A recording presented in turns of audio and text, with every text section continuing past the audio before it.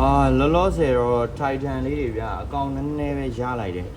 ငမကလည်းတစ်ခါနှုတ်ဆက်သွားပြီဆိုကျွန်တော်စီမှာငါထီးပဲကျန်တယ်အဲ့တော့အရင်အများကြီးလည်းမရအောင်ငါကွက်ကတော့တော်တော် fine နေဗျဒီမှာကြည့်ပလဲတွေကြည့်အောင် size ကဒီမှာကြည့်နော်လက်တစ်စက်မပြည့်ဘူးလက်သေးကွန်လေးမှာကိုဒီလိုတောင်းညမ်းနေတာငါကွက်တော့ကြိုက်တယ်ကျွန်တော် fry တော့လည်းမထုတ်ဖြစ်ဘူး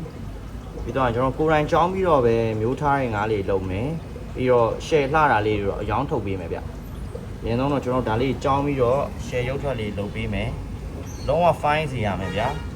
။ငါကွာပဲကြည့်လိုက်။ဒီမှာဆိုလင်းထိန်ရပဲ။အားလေးတစ်ချက်ဖမ်းကြည့်အောင်။ရှိုးလိုက်မယ်။ကြောင်းလေး။အိုးကြည့်ရော။ပလဲကွာအောင်ရှိုး။အတုံးလေးနော်။ size သေးသေးလေးတွေပဲ